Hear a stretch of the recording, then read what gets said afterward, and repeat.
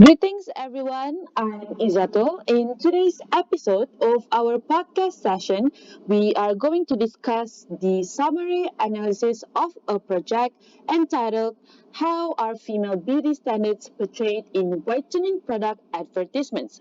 So, we have two other special guests in this podcast that are Aimi and Shazana that will be joining us today. Hello everyone, I'm Shazana. Hi everyone, my name is Aimi. Okay, thank you guys. So, to start our discussion, Aimi, could you give a brief overview of the study that has been recently conducted? Alright, thank you Izato. So, as you have stated, this study is an analysis about the female beauty standards that are portrayed in various whitening product advertisements. So, to give an overview, the approach that we are using for this study is the multimodality concept. The multimodality concept is an approach that looks at different elements that constitute a text, as a text is constructed by various different elements, and how the ideologies are being portrayed through those elements.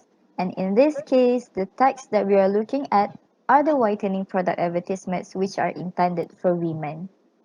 Well, thank you for the clarification, Aimi. We will now move on to Shazana. Given that this is a collective effort, how should the various stages of the analysis be carried out in order to ensure the success of this endeavor?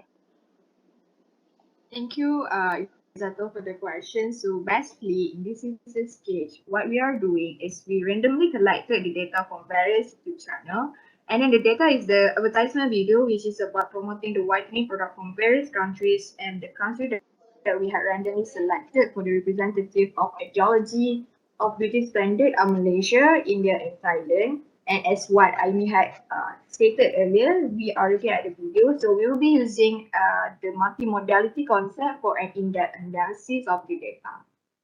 Okay, thank you for the insight, Shazana. And having been made aware of the study, so now what are the other aspects of the project that stand out the most, and how exactly do advertisements for whitening products reflect female beauty standards? And perhaps we might begin with Amy first and then move on to Shazana. Alright, so I think the aspect that stands out in this project is probably the genre of the advertisement videos, as in the narrative of the advertisements. From the analysis, we found that the ads either fall in recounting events genre or the entertaining narrative genre. There is a consistent pattern to the ad, where in most of them, they will show a woman in some sort of setting, and after using the product that is being advertised, they will appear to be better, like more successful and more appealing. I think this is important to how the female beauty standards are reflected because the products are all whitening products.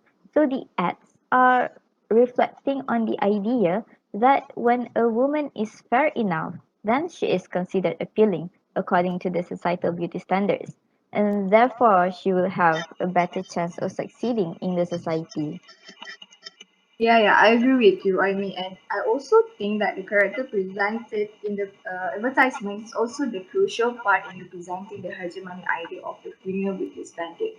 As we can see from the data that we had collected, most of the characters are those generic people who have probably a skin tone, and how the society thinks of having darker shade is becoming a restriction towards women in achieving their dreams. And it can also be observed how the characters are not being able to get their dream job, have a stable love life, just because their skin is not on a certain standard as what the society has set. And the obvious part of the beauty standard movement is when these characters start having a good life, when their skin starts showing an improvement after using the whitening product in the advertisement. So this ideology had embedded in the society, especially women, that they need to be fair and glowing enough in order for them to have a better life. Like, did you guys think so? Yeah. Yes. This absolutely this makes a lot of sense for me because we are seeing many of these issues nowadays, right? So, on top of that, maybe Amy has something to add regarding the other elements or aspects that contribute to the success of this project in meeting its objectives. Yes, sure. So the other elements of the advertisements, like settings and sound, they are just as important as characters and genre. As multimodality looks at the synergy of different elements being embedded into the text. So as for the settings, each of the ads will have a different setting according to their narratives. Let's take advertisement A, the Malaysian Fair and Lovely ad, as an example.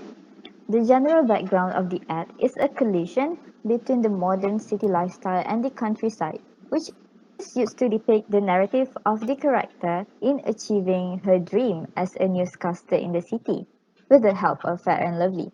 And we also have advertisements C, D, E, F, and G, which are 5 episodes of an ad series, where in those advertisements, the settings involve the woman wearing common clothes, working in a common flower shop, and also the lavish celebrity lifestyle to depict the distinction between a common woman and the glamorous celebrity that her boyfriend apparently cheated with. So eventually, after using the whitening product, the woman became fairer and started wearing elegant clothes too, portraying her glow up after using the product. And as for the sound, looking back at advertisement A, the music used was slow paced and melancholic, which adds to the mood of the narrative on how the woman was less confident with her dark skin tone, and the sound changed to a more cheerful tone after she used the whitening product, depicting that she gains confidence after using the product.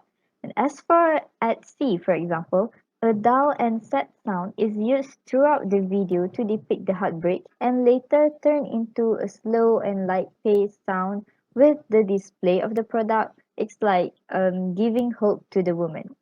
So these different settings and sounds, they are used to highlight each of the narratives to be presented to the audience. And all these elements work together to build the ideologies that these ads are portraying. Yes, yes, it is agreeable that from the analysis, the use of multimodality tool examines how genres, character settings, and also sounds build the ideology and the synergy in whitening product ads.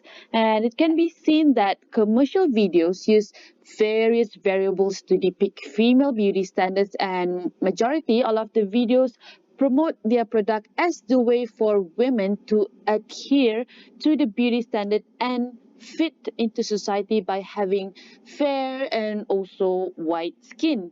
Thus, all of these whitening products promote happiness and also confidence, allowing women to pursue their dreams, careers, or other desired goals. And you can see that these magic products change their life significantly.